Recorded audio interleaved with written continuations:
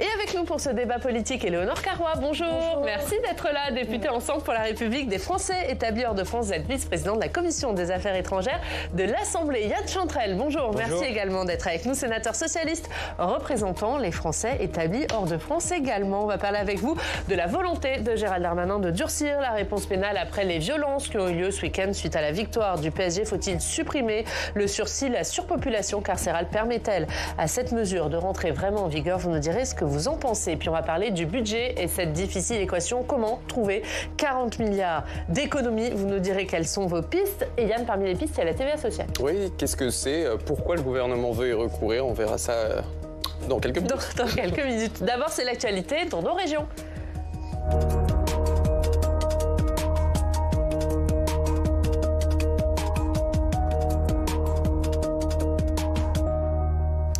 L'actualité dans nos régions, c'est avec nos partenaires de la presse régionale. On va à Marseille où on retrouve Léo Purguet. Bonjour Léo, merci beaucoup d'être avec nous. Vous êtes président et directeur éditorial du journal La Marseillaise. Léo, mardi, le Sénat a voté et a très clairement dit non à la loi PLM qui vise à réformer le mode de scrutin pour les municipales à Paris, Lyon et chez vous à Marseille. Et du coup, après ce rejet du Sénat, les incertitudes sont grandes autour de cette réforme. Comment les candidats, déclarés ou non à la mairie de Marseille, gèrent-ils cette incertitude? Eh bien, c'est un peu compliqué pour eux d'ailleurs, puisque même si les candidats sont à peu près connus, ils ne sont pas vraiment déclarés officiellement. On peut penser bien sûr au maire de Marseille, Benoît Payan, à la présidente de la métropole, Martine Vassal, ou encore au député de Marignane, Franck Alizio, pour le RN. Ils ne sont pas vraiment déclarés. Pourquoi? Eh bien parce que, évidemment, changer les règles, et ça change les stratégies, ça change la répartition des postes. Et donc, effectivement, il semblerait que tout cela freine leur entrée en campagne et la lisibilité de leur stratégie politique. Alors il y a le maire de Marseille, avec l'accord très probablement des partenaires de sa majorité de gauche, les communistes, les Verts, qui est favorable à cette réforme PLM qui a été repoussée par le Sénat. Il pense que les choses seraient plus claires et plus nettes en ayant un scrutin à l'échelle de la ville. Au contraire, à droite, que ce soit Martine Vassal ou le représentant d'un collectif de droite Génération Marseille, Romain Cimarano, eh bien, ils sont très hostiles au changement de mode de scrutin et considèrent que finalement le mode de scrutin par secteurs municipaux leur serait sans doute plus favorable. En tout cas, ils dénoncent la volonté d'un tripatouillage et ils sont en cohérence avec le positionnement récent du Sénat. Quant au RN, lui aussi pense qu'un scrutin à l'échelle de la ville lui serait plus favorable car il manque d'implantation et de relais dans les différents secteurs municipaux de Marseille. On est donc dans un moment un peu de suspens, de flottement. Et je crois que les choses vont sans doute se débloquer assez rapidement quand nous saurons où en est également l'Assemblée nationale. Merci beaucoup, merci Léo, merci d'avoir été avec nous pour nous parler de cette réforme de la loi PLM. On va en débattre avec vous. D'abord, on regarde la une de la Marseillaise, 64 ans. C'est toujours non et on va aborder ce sujet également puisqu'aujourd'hui à l'Assemblée, il y a un vote sur une résolution du groupe communiste pour revenir sur la retraite à 64 ans. Merci beaucoup Léo Purguet d'avoir été avec nous. D'abord sur cette loi PLM, Paris, Lyon, Marseille. Yann Chantrel, comme la majorité du Sénat, vous avez voté contre. Oui, j'ai voté contre ce texte pour plusieurs raisons. L'une d'entre elles, c'est que les habitudes républicaines font qu'on ne change pas un mode de scrutin à moins d'un an d'une élection. Donc déjà, ces habitudes républicaines n'ont pas été respectées. Et comme vous pouvez le voir, votre journaliste l'a dit lui-même, ça empêche les personnes finalement de faire campagne aussi. Elles sont dans une incertitude. Et la deuxième raison, c'est quand on change un mode de scrutin, on ne doit pas le changer en fonction de ses propres intérêts. C'est-à-dire de considérer que ça va nous favoriser ou non. Il faut le changer si on considère que c'est plus juste et plus représentatif. Et il faut savoir la genèse de ce texte. La genèse de ce texte, c'est un député Renaissance de Paris qui a fait un texte contre Paris, quelque part, contre Paris, parce que un texte avec la droite parisienne, une partie de la droite parisienne, Rachida Dati notamment, pour une forme de recentralisation de l'élection au niveau parisien, puisque la plupart de la vie municipale se déroule justement dans les arrondissements parisiens. Et là, c'est une recentralisation qui va à l'encontre de ce que nous défendons, nous, depuis les années 80, justement, les lois de décentralisation, et au moment où ces règles électorales ont été faites. Donc, pour toutes ces raisons, on a voté contre et on espère justement que ça ne sera pas changé. C'est un texte de recentralisation, Léonore Carrois ? C'est un texte de lisibilité, c'est un texte de justice, c'est un texte qui donne à chaque électeur à Paris, à Lyon et à Marseille une voix pour élire son maire. Et on sait l'importance qu'a le maire de la ville, en plus du maire d'arrondissement, j'ai envie de dire même presque plus que le maire d'arrondissement. Et moi, je pense que ce texte-là, il a été proposé il y a longtemps, il a été le fruit d'une concertation transpartisane, il a été co-construit avec des élus locaux dans ces différentes villes. Et ce qu'il veut, c'est redonner de la lisibilité, de la clarté. Moi, en tant que citoyenne, aujourd'hui, j'habite à Paris. Ils ne sont pas tous pour, les maires des trois grandes villes. Ils ne sont pas tous pour, mais les citoyens, si vous les interrogez, moi, j'habite à Paris, par exemple, je suis députée des Français de l'étranger, je suis basée ici et je dois aller dans les différents pays de ma circonscription.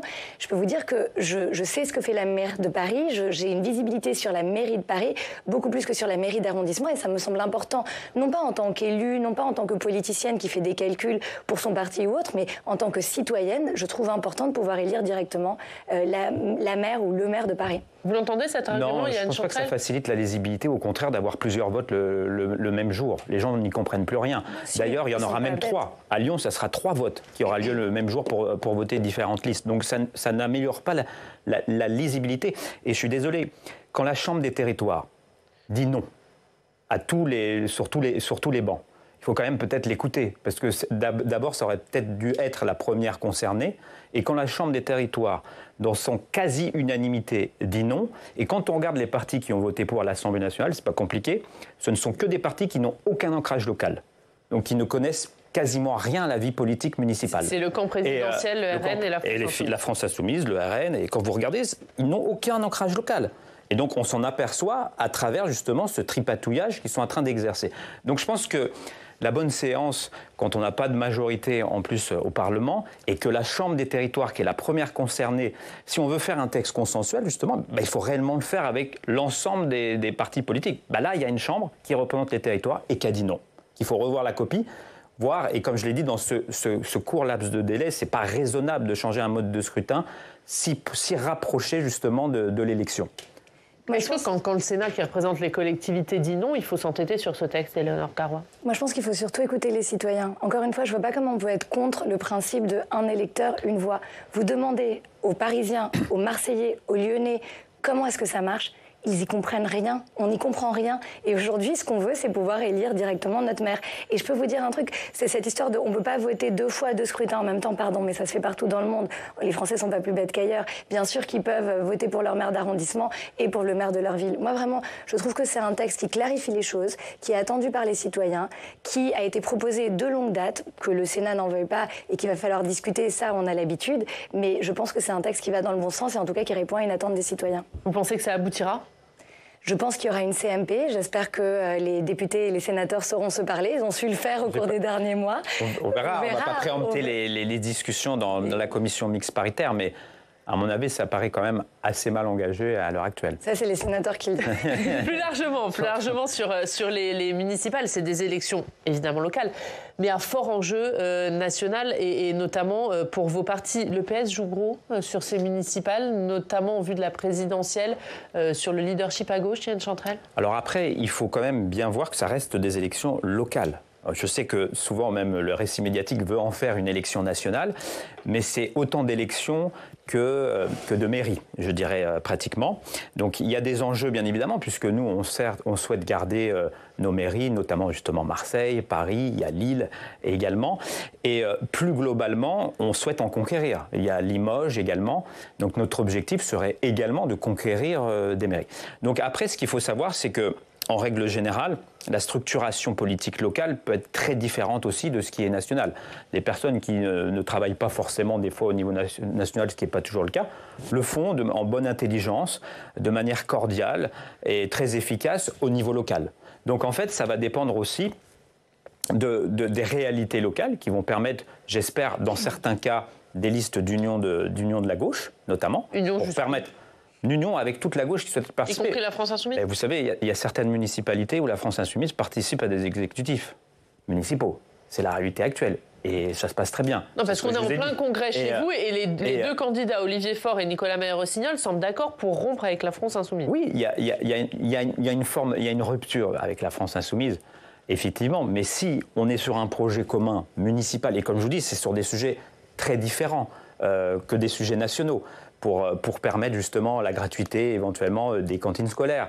Surtout, dans la crise sociale dans laquelle on est, les municipalités sont souvent le paravent aussi social, de protection de nos compatriotes. Donc pouvoir mettre des politiques en place, et ça se fait déjà avec des socialistes bien évidemment qui seront sur le pont pour défendre nos mairies et leur bilan, parce qu'ils ont des très bons bilans également. On voit notamment à Paris où la pollution, et ça les gens ne s'en rendent pas vraiment compte, mais la politique qu'Hidalgo, qui a pu être impopulaire pour certaines personnes, a fait baisser les taux de pollution de manière drastique. Moi, je voyage à travers le monde et je peux vous dire, quand je vais dans certains pays, vous voyez les niveaux de pollution, de désastre pour la santé. Vous n'y tenez pas 3 jours.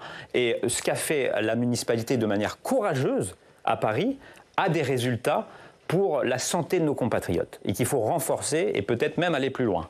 Éléonore Carrois, il y a un enjeu aussi pour Renaissance, c'est de s'implanter localement. Il y a un enjeu de toute façon pour tous les partis, toutes les formations, et aujourd'hui on voit qu'il y a une recomposition de notre paysage politique. Moi je suis très surprise de vous entendre dire que vous allez refaire alliance avec la France Insoumise, parce que c'est pas vraiment ce qu'on entend sur les bancs, en tout cas du Parti Socialiste à l'Assemblée, mais quelque part il y a toujours cette stratégie électoraliste qui fait qu'à la fin vous retournez toujours vers eux. Moi je le regrette. Je pense effectivement que c'est des enjeux locaux, que c'est des enjeux qui vont se jouer ville par ville, mais à un moment donné il y a aussi des lignes rouges, et moi quand je vois les propositions, les positions, la volonté de diviser de la France Insoumise, je trouve que, en tout cas, là, c'est une vraie ligne rouge pour moi. Mais comme je vous dis, il faut regarder la réalité du terrain. Les gens, ils votent pour des équipes.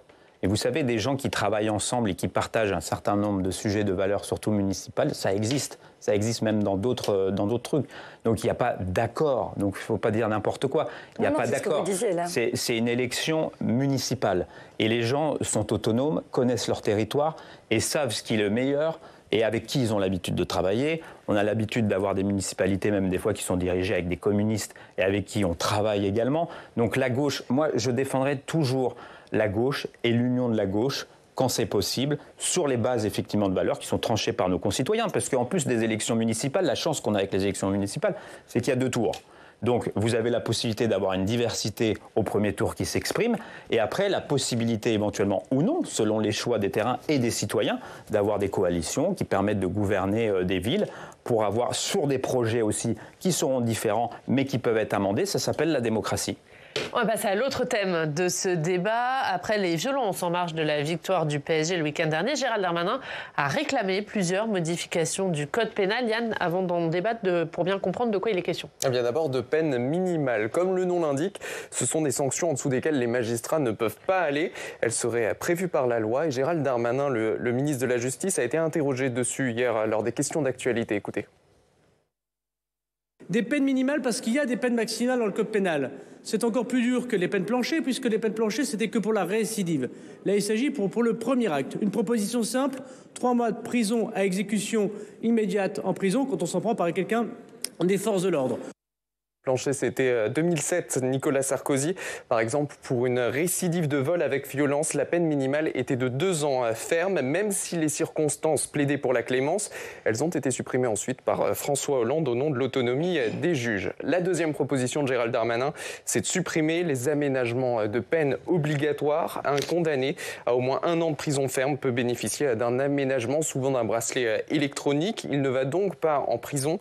Troisième proposition, celle de supprimer le sursis pour toute agression envers un représentant de l'État. Actuellement, beaucoup de condamnés ne vont pas en prison à cause du sursis. C'est seulement en cas de récidive que le condamné purge sa peine. L'idée en supprimant le sursis, c'est de renforcer la crédibilité des sanctions pour qu'une peine prononcée soit une peine exécutée, avec donc espérer un effet dissuasif plus fort. Yann Chantrel, est-ce qu'il y a nécessité de durcir la politique pénale quand vous voyez qu'après les violences de ce week-end, certains, après comparution immédiate, ont pris du sursis ? Alors, je pense que là, on est dans une course à l'échalote sécuritaire, comme on l'a à chaque fois après ce type d'événement. Et clairement, non, ça ne va pas dans le bon sens. Déjà, les peines minimales, ça a déjà été mis en place avec Nicolas Sarkozy. On a vu que c'était un échec. Et vous avez des syndicats de magistrats eux-mêmes qui le disent, ça a déjà été fait, ça ne fonctionne pas. Après, on peut être dans le tout carcéral.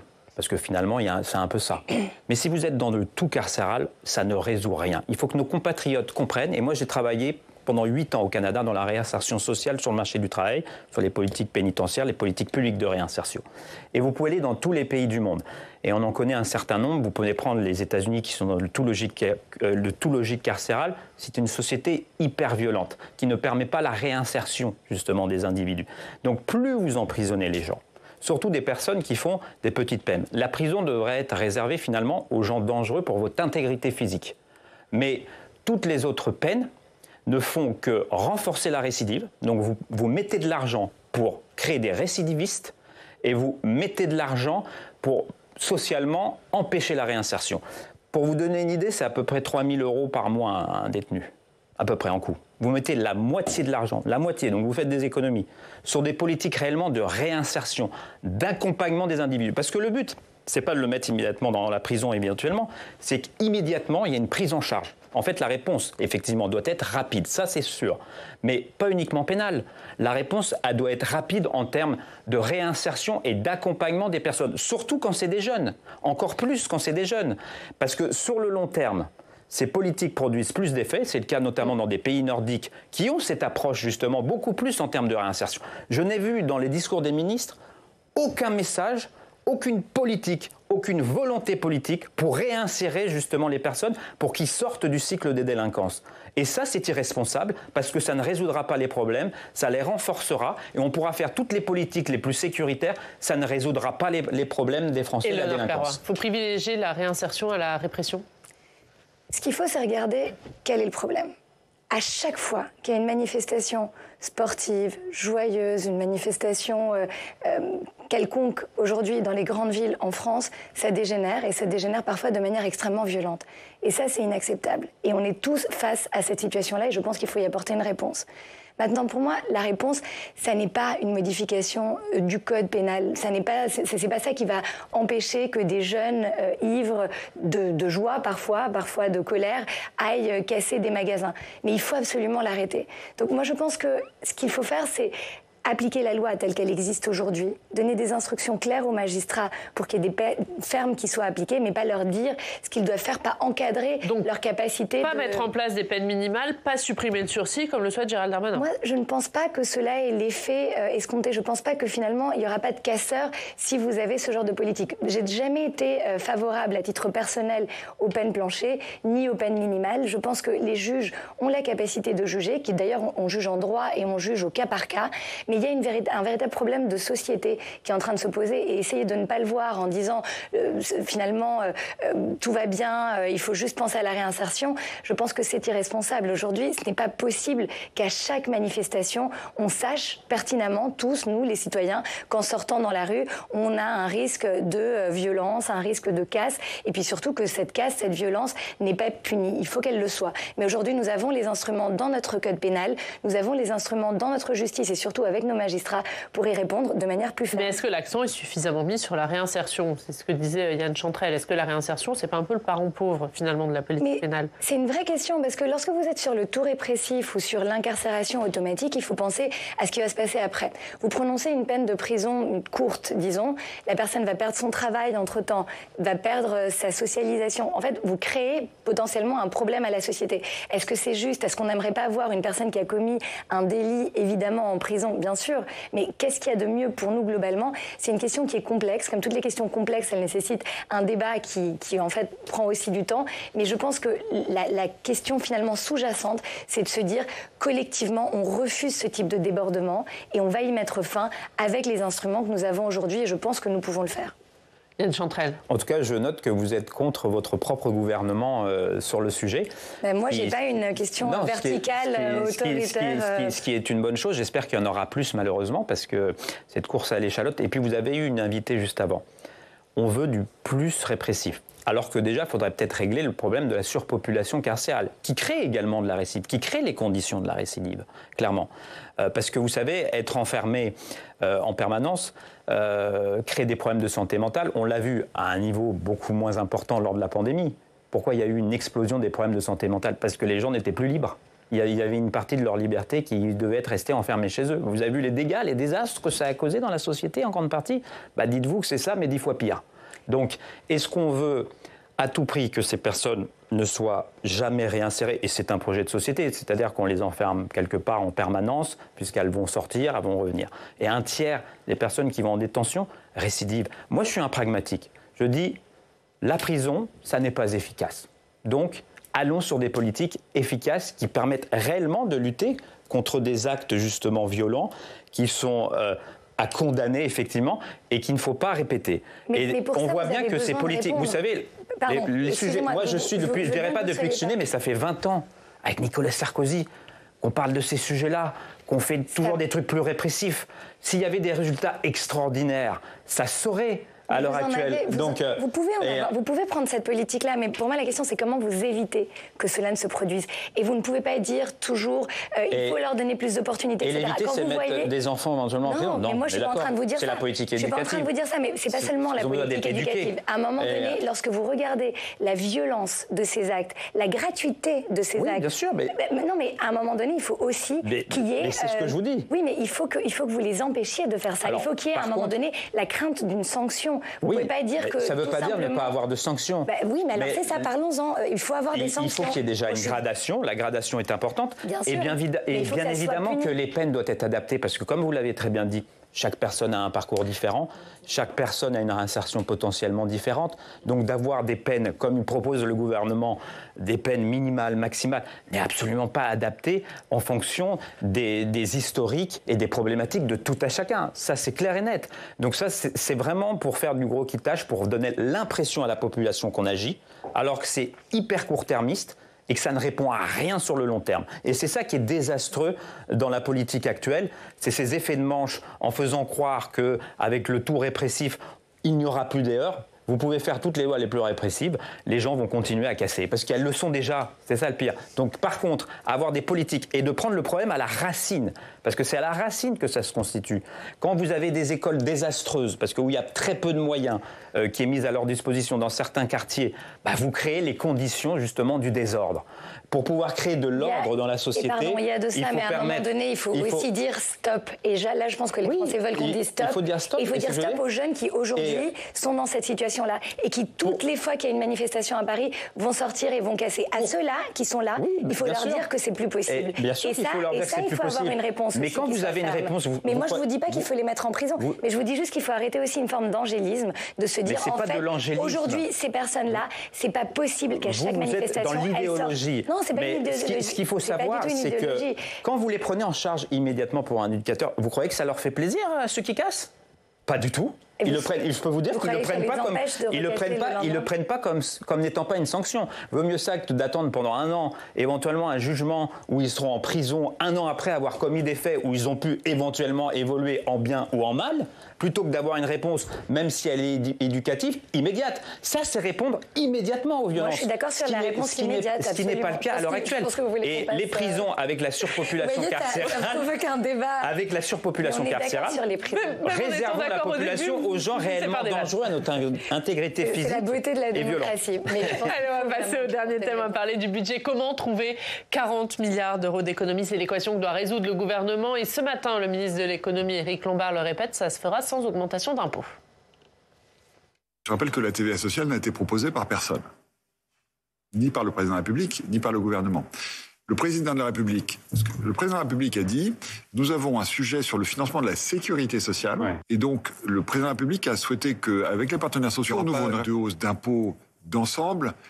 Après, donc pas de TVA sociale. Alors j'y viens, c'est un autre sujet. C'est le Parlement qui fait la loi, donc le Parlement pourra après faire évoluer la copie. Ce qu'on appelle la TVA sociale, je rappelle que la TVA sociale n'a été proposée par personne. Ni par le président de la République, ni par le gouvernement.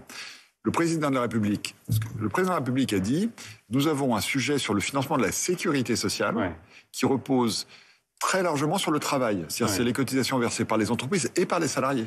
Et pas assez sur la consommation. Et il y a d'autres supports. Et donc, le président de la République a souhaité qu'avec les partenaires sociaux, on ouvre une réflexion pour qu'une partie des charges qui reposent sur le travail puisse porter sur autre chose. Alors, on reviendra sur la TVA sociale dans quelques instants, mais ce que disait Éric Lombard ce matin sur France 2, c'est l'idée, c'est de ne pas augmenter les impôts. Est-ce que c'est tenable de trouver autant d'argent sans augmenter aucun impôt, Éléonore Carrois ? Moi, je suis sur cette ligne. Je pense qu'on est déjà le pays où il y a la plus forte pression fiscale au monde. Et qu'à un moment donné, il faut aussi revoir nos dépenses publiques. Donc moi, je suis pour qu'on n'augmente pas les impôts, mais que ce soit les impôts directs ou indirects. La question de la TVA dont vous parliez à l'instant, c'est un impôt qui va toucher finalement, qui toucherait tous les Français de manière indiscriminée et qui me semble pas non plus adapté. Donc non, moi je pense qu'il faut continuer à chercher des économies de fonctionnement dans les différents ministères, des économies de financement dans toutes les strates, dans ce millefeuille de l'État, mais à un moment donné, arrêter de proposer comme unique seule solution l'augmentation des impôts. On peut faire sans augmentation d'impôts ? Déjà, je pense que le gouvernement aurait dû tirer le diagnostic de la raison pour laquelle nous avons ce déficit. 1100 milliards de plus sous Emmanuel Macron. Ça n'a jamais été tiré. Si on regarde les causes, on agit sur les causes. Et c'est quoi les causes ? Pour 80% de ce déficit, à peu près 700 milliards. C'est des baisses d'impôts massives pour les plus riches, pour les entreprises. Les grandes entreprises, je ne parle pas des petites entreprises, eux ils savent très bien que leurs impôts n'ont pas baissé, pour les grandes entreprises de manière massive. Et ce gouvernement, comme les précédents, n'a jamais remis en cause cette politique qui a été un échec, qui plus est, c'est de l'argent dépensé pour rien, parce que ça n'a pas créé de croissance, qu'aurait pu justement rééquilibrer les comptes de l'autre côté. Donc c'est un échec total de cette politique pendant 8 ans. Donc à une politique qui échoue, qui a créé du déficit, il faut revenir là-dessus, effectivement. Et nous, des propositions pour faire des économies, en quelque sorte. Donc ça veut dire des augmentations d'impôts pour les plus riches et pour les grandes entreprises. Notamment, et vous avez même l'Assemblée nationale qui a travaillé qui a voté pour la taxe dite Zuckman, 2% sur les patrimoines des plus riches, les 0,01% les plus riches qui ont plus de 100 millions d'euros. Donc ça ne concerne pas grand monde. Ça rapporte pratiquement 20 milliards, la moitié du chemin. Et ça va être au Parlement, au Sénat, la semaine prochaine. Donc s'il y a une mesure immédiate que le gouvernement souhaite, il peut faire en sorte que ce texte soit voté avec les LR avec lesquels il gouverne. Il aura 20 milliards dans les caisses immédiatement qui seront possibles. Après, il y a bien évidemment sur le millefeuille territorial les différentes strates, il y a évidemment des économies à faire, mais attention, nos concitoyens, quand ils ont voté justement pour la députation, ne nous ont pas dit qu'ils voulaient moins de services publics. Je pense qu'il y a beaucoup de territoires, notamment ruraux, où c'est plutôt l'inverse le besoin. Donc, à partir du moment où il s'arc-boutera à ne pas rendre juste ce relèvement des comptes publics, de ne pas le faire dans la justice sociale et fiscale, on aura évidemment une population qui n'adhérera pas aux propositions qui seront faites par le gouvernement, parce que les Français voient très bien que c'est injuste. On fait payer à tous les Français via la TVA, voire les plus pauvres potentiellement, ce qui a été donné pendant 8 ans aux plus riches. Comment voulez-vous que les gens ne soient pas révoltés par ça ? Il y a un manque de justice ? Moi, je pense que le fait de baisser les impôts, ça a eu quand même un effet sur l'économie, ça a eu un effet sur le chômage. Moi, le principal problème qu'il y avait lorsque je suis rentrée au marché du travail, lorsque ma génération est arrivée, c'était le chômage. Aujourd'hui, on a le taux le plus bas de ces derniers 50 ans. Et la question, c'est aussi de le maintenir, de rester compétitif sur le plan international, de rester le pays le plus attractif pour les investissements. C'est la 6e année consécutive où la France reste le pays qui accueille le plus d'investissements étrangers. Donc moi, je pense qu'il faut regarder cette réalité-là. Regardez aussi comment on a pu résister à la crise du Covid par rapport à nos voisins. Et vous savez qu'on a globalement beaucoup mieux résisté. On a fait le quoi qu'il en coûte. On a répondu à des crises sociales. Aujourd'hui, on est face à une situation qui nécessite que structurellement, on repense la dépense publique. C'est pas facile. Ça veut dire aller voir ce qui marche, ce qui marche pas. Ça veut dire questionner l'efficacité de certaines publiques qui sont mises en place, questionner certains programmes qui sont là, certaines agences qui sont là. Et surtout, il faut regarder qu'est-ce qui creuse notre déficit tous les ans. Majoritairement, c'est nos dépenses sociales, c'est finalement la question des retraites. Et je pense que ça fait peut-être plaisir à personne de travailler davantage, quoique, mais à un moment donné, il faut aussi regarder la démographie de notre pays et vouloir revenir en arrière sur la réforme des retraites. Aujourd'hui, c'est tout simplement irresponsable. Justement, un mot de la réforme des retraites, puisqu'il y aura un vote aujourd'hui à l'Assemblée sur une résolution communiste pour revenir sur les 64 ans. C'est responsable ou pas ? Oui, ce qui était irresponsable, c'est d'aller au forceps sans jamais un seul vote de l'Assemblée nationale sans prendre en compte l'avis de la population, parce qu'on ne peut pas gouverner non plus contre sa population, on est censé la représenter à la base. Et sur une réforme profondément injuste qui touche justement encore plus les catégories les plus populaires qui, elles, sont obligées de travailler plus longtemps, alors que certaines personnes qui ont de l'argent peuvent travailler même encore plus longtemps que l'âge légal de la retraite. Donc c'est une réforme injuste socialement, sur laquelle on doit revenir. Et finalement, pour la première fois, ce soir, il y aura un vote de l'Assemblée nationale. Donc on pourra voir réellement ce que pense la représentation nationale de cette réforme. Et je pense que c'est important en démocratie d'écouter aussi la représentation nationale. Vous êtes vous-même député.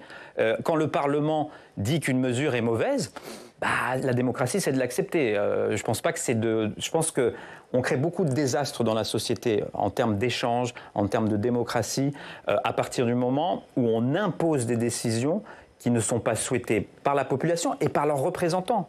Parce que les représentants eux-mêmes sont contre. Qu'est-ce que vous allez faire, Éléonore Carrois, si aujourd'hui l'Assemblée vote pour ? Alors, c'est une résolution, ça n'a aucune valeur normative, mais symboliquement parlant, ça voudra peut-être dire quelque chose. C'est une résolution qui est démagogique, qui est faite pour faire un effet d'affichage.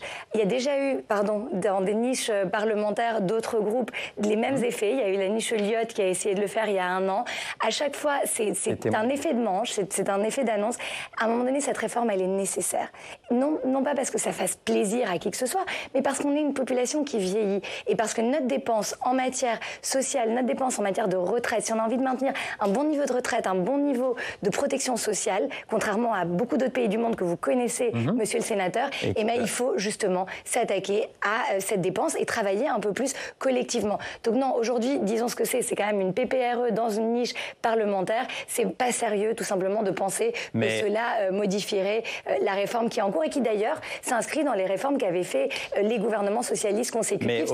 C'est une logique qu'on travaille un peu plus lorsqu'on vit plus longtemps. En même temps, quand vous êtes dans la logique uniquement, et c'était la logique du gouvernement, uniquement sur l'âge. Parce que c'est ça finalement, c'est uniquement de voir, comme vous dites, c'est pas l'augmentation d'impôts, c'est uniquement de manière idéologique, uniquement sur c'est une course en avant permanente. Vous irez à 67, vous aurez pourquoi pas à 70 ans, et ça ne résoudra rien. C'est-à-dire qu'en fait, c'est quoi le message que vous envoyez à nos concitoyens ? C'est qu'ils n'auront jamais de retraite, ils n'auront jamais le droit à la retraite, alors qu'il y a des gens, et ça, il faut pouvoir y répondre, il y a des inégalités terribles en fonction des métiers que vous exercez.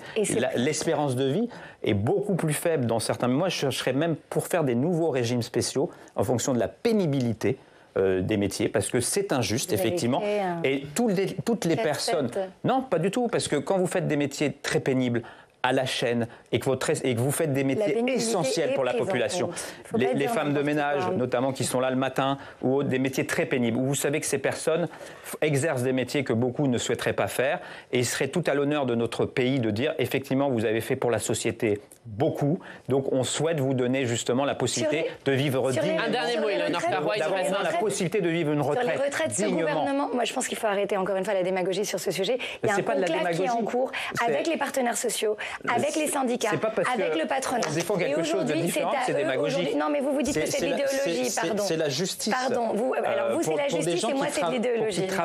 Qui travaillent dur. Voilà. Voilà, ce sera le mot. Merci beaucoup, merci à tous. Vous restez évidemment avec nous, on va regarder ce qu'il y a à la une de la presse régionale.